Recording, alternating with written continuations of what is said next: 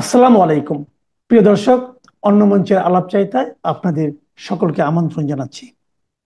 হেডলাইনে পাগলা কুকুর কথাটি দেব কিনা এই নিয়ে অনেক ভেবেছি।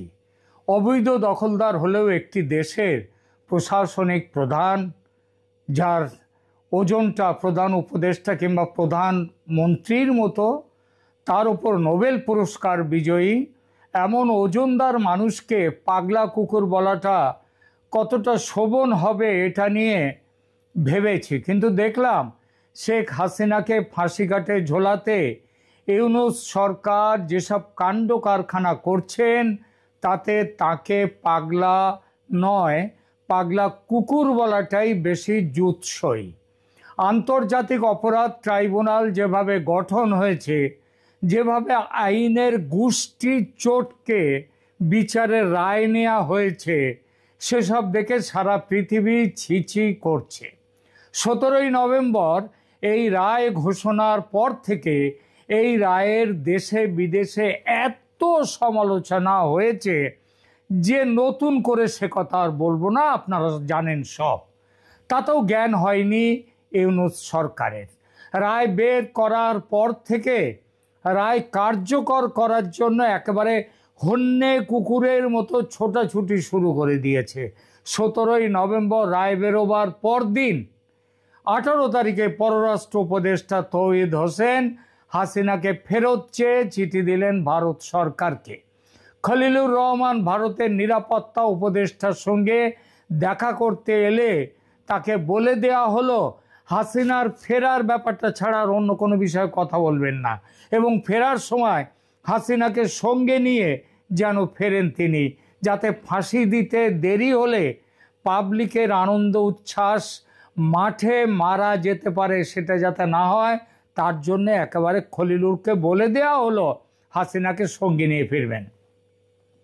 খলিলুর রহমান নিয়ে যেতে পারলেন না শেখ হাসিনাকে, উল্টে ফিরে গেলেন ভারতের আলটিমেটাম নিয়ে। সে আলটিমেটাম পাগলা কুকুর মেরে ফেলার।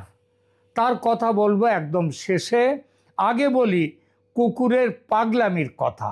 দেখুন, মৃত্যুদণ্ডের রায় বেরোবার পর 18ই নভেম্বর তৌহিদ হোসেনের প্রথম চিঠি হাসিনাকে ফেরত চেয়ে, তারপর গত 7 দিনে আরও 2টো চিঠি। শেষমেশ ভারতের পররাষ্ট্র মন্ত্রক একটা জবাব পাঠিয়েছে, বলেছে অপরাধ ট্রাইব্যুনাল কিভাবে গঠিত হয়েছে, যেভাবে গঠিত হয়েছে সেটা আইন ও সংবিধানকে কিভাবে ভেঙে, সংবিধান মেনে হয়েছে কিনা, বিচারপতি হিসেবে যারা নিযুক্ত হয়েছেন তারা বিচারপতি হওয়ার যোগ্য কিনা, সাক্ষ্য প্রমাণের ভিত্তি, শেখ হাসিনার পছন্দ করা আইনজীবীদের নিযুক্তি দেয়া হয়েছিল কিনা, ইত্যাকার বেশ কিছু প্রশ্ন। এর সঙ্গে চাওয়া হয়েছে ওই 453 পাতার রায়ের কপি, শুনানির পূর্ণ বিবরণ, সাক্ষ্য প্রমাণের যাবতীয় নথি। এসব পেলে ভারত সরকার বিচার করে দেখবে এই মামলা রাজনৈতিক উদ্দেশ্যে করা কিনা, প্রতিশোধমূলক মানসিকতা থেকে তৈরি কিনা, এবং বিচার প্রক্রিয়া নিরপেক্ষ ছিল কিনা। সব ঠিকঠাক থাকলে তবেই শেখ হাসিনাকে ফেরত পাঠাবার কথাটা বিবেচনা করা যেতে পারে। কেউ প্রশ্ন তুলতেই পারেন কিভাবে বিচার হবে বাংলাদেশে, সেটা বাংলাদেশের সার্বভৌম অধিকার, ভারত সেখানে নাক গলাবে কেন? এর উত্তরে বলতে হয়, দুই দেশের মধ্যকার যে প্রত্যর্পণ চুক্তি মোতাবেক বাংলাদেশ শেখ হাসিনাকে ফেরতের দাবি জানাচ্ছে, সেই চুক্তির ধারাতেই এই সব প্রসঙ্গগুলো দেখার আইনগত অধিকার ভারতকে দেয়া হয়েছে।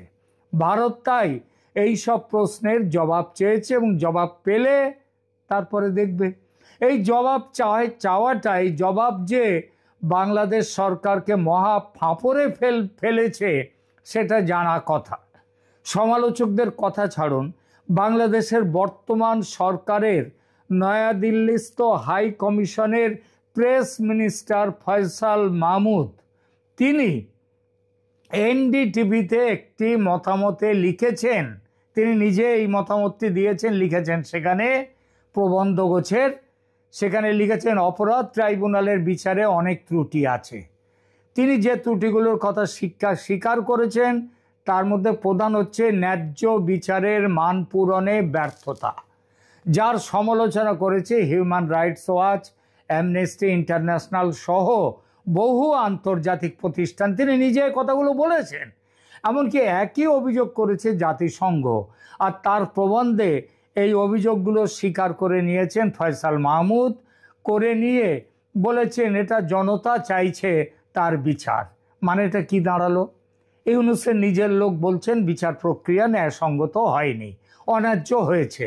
সুতরাং কাগজপত্র সব হাতে পাওয়ার পর ভারত যে শুধু হাসিনাকে ফেরত পাঠানো হবে না এই কথাটি বলে যে শুধু চুপ হয়ে যাবে তা নয়, কিভাবে এই বিচার হয়েছে তার পুরো ডকুমেন্ট চলে যাবে, সারা পৃথিবীতে ছড়িয়ে দেওয়া হবে, শেখ হাসিনার কাছে পৌঁছে যাবে, যাতে ইন্টারন্যাশনাল ক্রিমিনাল কোর্টে বা আইসিসিতে ভালোভাবে মামলা দাখিল করতে পারেন শেখ হাসিনা। খবরে পড়লাম হাসিনাকে ফেরত পেতে ইউনূস সরকারের আইন উপদেষ্টা আসিফ নজরুল ঘোষণা করেছেন যে সরকার হেগের আইসিসিতে, ওই ইন্টারন্যাশনাল ক্রিমিনাল কোর্ট, সেখানে ক্রাইমস কোর্ট, সেখানটায় যাওয়ার বিষয় বিবেচনা করছে যদি দ্বিপক্ষীয় প্রত্যর্পণ প্রক্রিয়া সফল না হয়। এই লোকটা যে কি করে একটা দেশের আইন উপদেষ্টা হয়, আবার নাকি ঢাকা ইউনিভার্সিটির আইনের অধ্যাপক, আমার কি করে যে হন তিনি আমার জানা নেই। অবশ্য বনগাঁয় শিয়াল রাজা বলে একটা কথা আছে, তবে শিয়াল বুদ্ধিমান যত না তার চেয়ে বেশি ধূর্ত। এই আসিফ নজরুল বুদ্ধিমান নয়, তবে ধূর্ত নিশ্চয়, এবং রং পাল্টানোর মাস্টার। তিনি গিরগিটি প্রজাতির, সে পাল্টান, কিন্তু তিনি জানেন না যে আইসিসিতে তিনি যাওয়ার আগেই মামলা উঠে গেছে আইসিসিতে। যারা জানেন না তারা শুনে রাখুন, শেখ হাসিনা স্বয়ং এবং তার দল ইতিমধ্যে আইসিসিতে চলে গেছেন। 28শে অক্টোবর 2024 সালে একজন লন্ডন ভিত্তিক বাংলাদেশি ব্রিটিশ আইনজীবী মোহাম্মদ আশরাফুল আরেফিন, তিনি আইসিসিতে হাসিনা এবং 69 জন অন্যান্য সহযোগীর বিরুদ্ধে একটি মামলা দাখিল করেন। এই অভিযোগটি আর্টিকেল 15-এর অধীনে ফাইল করা হয়েছিল, যা রোম স্ট্যাটিউট অনুযায়ী ব্যক্তিদের সরাসরি আইসিসি প্রসিকিউটরের কাছে তথ্য জমা দেওয়ার অনুমতি দেয়। এই মামলায় আওয়ামী লীগের পক্ষ থেকে কাউন্টার কমপ্লেন করা হয়, কাউন্টার এফিডেভিট নয়, কাউন্টার কমপ্লেন এর প্রতিক্রিয়ায় করা হয়। শেখ হাসিনার আওয়ামী লীগ পার্টি নিজেদের দিক থেকে এই মামলাটি ফাইল করেছে। এই মামলায় তারা আওয়ামী লীগ অভিযোগ করেছে যে ইউনূস সরকার আওয়ামী লীগ সদস্যদের বিরুদ্ধে প্রতিশোধমূলক সহিংসতা করেছে, 400 আওয়ামী লীগ নেতা ও কর্মীকে হত্যা করেছে মারধর এবং লিঞ্চিংয়ের মাধ্যমে, 25 জন আওয়ামী লীগের নেতা এবং কর্মীদেরকে জুলাই 2024 থেকে জেল কাস্টডিতে বা পুলিশ কাস্টডিতে মেরে ফেলা হয়েছে। এই কাউন্টার কমপ্লেনটি আর্টিকেল 15-এর অধীনে ফাইল করা হয়েছে, যা ইউনূস এবং তার সঙ্গে 62 জন তার উপদেষ্টা এবং অন্যদের বিরুদ্ধে গণহত্যা এবং মানবতার বিরুদ্ধে অপরাধের অভিযোগ তুলেছে। তাহলে বোঝা গেল আসিফ নজরুল যাওয়ার আগেই আওয়ামী লীগ কিন্তু চলে গেছে আইসিসিতে। এই মামলা ছাড়া শেখ হাসিনা বারবার ইউনূস সরকারকে চ্যালেঞ্জ করেছেন যে যদি তারা তাদের মামলায় তাদের অভিযোগে আত্মবিশ্বাসী হন তবে সেটি আইসিসিতে নিয়ে যান। তার যুক্তি হচ্ছে, আমি আমার অভিযুক্তদের সামনে একটি যথাযথ ট্রাইব্যুনালে দাঁড়াতে ভয় পাই না, যেখানে প্রমাণ সাবধানে ওজন করা যায় এবং পরীক্ষা করা যায়। এই কারণেই আমি বারবার ইউনূস সরকারকে এই অভিযোগটি হেগে ইন্টারন্যাশনাল ক্রিমিনাল কোর্ট বা আইসিসিতে নিয়ে যাওয়ার চ্যালেঞ্জ দিয়েছি। হাসিনা দাবি করেছেন ইউনূস সরকার এই চ্যালেঞ্জ গ্রহণ করবে না, কারণ তারা জানে যে আইসিসি থেকে তিনি অব্যাহতি পাবেন, মানে শেখ হাসিনা আইসিসি থেকে অব্যাহতি পাবেন। সরকার আরও ভয় পায় যে আইসিসি ইউনূসের সরকারের নিজেদের মানবাধিকার লঙ্ঘন রেকর্ডটাও পরীক্ষা করবে। সরি, এরপরেও কি আসিফ নজরুল আর ওই হেগের আইসিসিতে যাওয়ার কথা বলবেন? বলা উচিত নয়, তবে পাবলিককে গরম রাখতে বলতেই পারেন। এরই মধ্যে খবর এসেছে প্রায় 600 কোটি টাকা খরচ করে ইউনূস সরকার লন্ডনের দুজন ব্যারিস্টারকে নিয়োগ করেছে যাতে ভারত শেখ হাসিনাকে ফেরত দিতে বাধ্য হয় তার আইনি লড়াইয়ের জন্যে। এই দুজনের নাম হচ্ছে ব্যারিস্টার টবি ক্যাডম্যান ও ব্যারিস্টার মোহাম্মদ সাইফ উদ্দিন খালেদ। এছাড়া আছেন আফজাল সামি সায়েদ আলী। নভেম্বর 19, 2025-এ এই ব্রিটিশ আইনজীবীরা ব্যারিস্টাররা ঢাকায় এসেছেন শেখ হাসিনার প্রত্যর্পণ মামলায় আন্তর্জাতিক অভিজ্ঞতা প্রদান করতে। 19 এপ্রিলে নভেম্বরের পর 7 দিন হয়ে গেল, 8ম দিন আজ, এবং তাতেও দেখা যাচ্ছে কি যে হয়েছে, কি তারা করেছেন সেটা বোঝা যাচ্ছে না। কিন্তু না বোঝা যাক, এখন প্রশ্ন হচ্ছে এই যে প্রত্যর্পণ মামলা হবে, যে মামলার জন্য ওই দুজন ব্যারিস্টার এসেছেন, এটা নিশ্চয় হবে হয় ভারতের বিরুদ্ধে, কিংবা সেটা কোন দেশের আদালতে হবে? নিশ্চয়ই বাংলাদেশের আদালতে নয়। বাংলাদেশের আদালতে হলে ভারত তো যাবেই না। সুতরাং ভারতের আদালতে মামলা করতে হবে, কিংবা হেগের আন্তর্জাতিক আদালতে। কতদিনে বেরোবে সেই আদালতের রায়? ততদিনে ইউনূস, আসিফ নজরুলদের সরকার কি মরে ভূত হয়ে যাবে না? আর এই ব্যাপারে আইনি সহায়তা দিতে রাজকোষ থেকে যে 600 কোটি টাকা খসবে, তার মধ্যে ইউনূস আসিফদের দালালির ভাগটা কত? এপিসোড বড় হয়ে যাচ্ছে, এবার শেষের কথায় আসি। পাগলা কুকুর বড় জ্বালাতন করছে। একে তো হাসিনার মামলা, হাসিনাকে ফেরত দেয়া নিয়ে, তার উপর সেই জঙ্গিদের স্বর্গরাজ্য করে তুলেছে। তারা সব ভয় দেখাচ্ছে। ওই সরকারের নানান লোক, তারা ভারতের নানান অংশকে নিজেদের ম্যাপে দেখাচ্ছে। তারা সেখান থেকে জঙ্গিদেরকে ভারতে পাঠাবার ষড়যন্ত্র করছে আইএসআই এর মাধ্যমে। সুতরাং পাগলা কুকুর বড় জ্বালাতন করছে।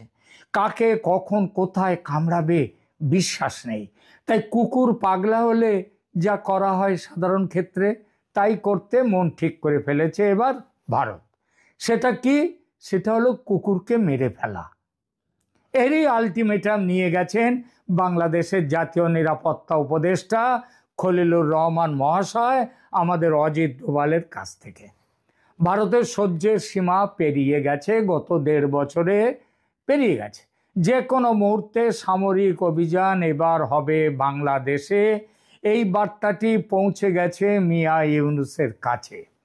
সেখান থেকে পৌঁছে গেছে সেনাপ্রধান জেনারেল ওয়াকারুজ্জামানের কাছে, যিনি বর্তমানে আবার ইউনূসের অন্যতম দক্ষিণ কিংবা বাম হস্ত হয়ে গেছেন। এবং তার প্রেক্ষিতে কিন্তু পাগলেও তো নিজের ভালো বোঝে। সুতরাং ওয়াকার বুঝে গেছেন জল কোন দিকে গড়াচ্ছে, এবং জল যেদিকে গড়াচ্ছে সেটার দিকে তাকেও যেতে হবে। সুতরাং তার প্রেক্ষিতে 2 দিন আগে ওয়াকার সাহেব ঢাকার সেনানিবাসে জেনারেলদের সঙ্গে একটি গোপন মিটিং করেছেন বলে বিভিন্ন সূত্র থেকে খবর পাওয়া যাচ্ছে। সেখানে আলোচনা হয়েছে আগামী 15 দিনের মধ্যে নাকি বাংলাদেশ আক্রমণ করবে ভারত। এই আক্রমণে কি করবে ভারত সেটাও আলোচনা হয়েছে। রংপুর ও চট্টগ্রাম ডিভিশনকে কেটে দেবে বাংলাদেশের ম্যাপ থেকে। বাংলাদেশ তো 7 সিস্টার্সকে কেটে ভারতের 7টা রাজ্যকে দখল করতে চাইছিল। তো এবার ভারত নাকি ঠিক করছে রংপুর ও চট্টগ্রাম ডিভিশনকে কেটে দেবে বাংলাদেশের ম্যাপ থেকে, জুড়ে নেবে ভারতের সঙ্গে। ভারত এরকম কোনো কথা বলেনি, তবে বাংলাদেশের জেনারেলদের ভয় এটা। এই পরিস্থিতিতে কি করতে পারে বাংলাদেশ সেনা? এটা অবশ্য ফিস কানে কানে কথা। সেটা হলো ইউনূসকে গদি থেকে হটিয়ে তাকে নাকি খাঁচায় বন্দি করা হবে, মানে জেলখানার খাঁচা।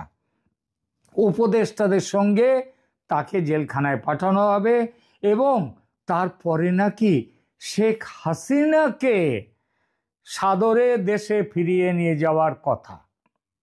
তিনি ক্ষমতায় বসবেন আবার এবং নির্বাচন হবে তার নেতৃত্বে। এই কথাগুলো গত বেশ কিছুদিন আগেও আমি আমার একাধিক ভিডিওতে বলেছি। যদিও পাকা সিদ্ধান্ত হয়নি এখনো, তবে এটা ছাড়া বাংলাদেশকে অখণ্ড রাখার আর কোনো পথ নেই। বাংলাদেশকে অখণ্ড রাখতে পারে একমাত্র শেখ হাসিনা। এসব যে কথার কথা নয়, তার প্রমাণ মিলতে খুব বেশি দেরি করতে হবে না। মাত্র কয়েকটা দিন অপেক্ষা করুন, নির্বাচনের তফসিল ঘোষণা হোক, দেখা যাক আওয়ামী লীগ সম্পর্কে কী সিদ্ধান্ত হয়েছে, তারপর দেখা যাবে নাটকের বাকি অংশ। ধন্যবাদ।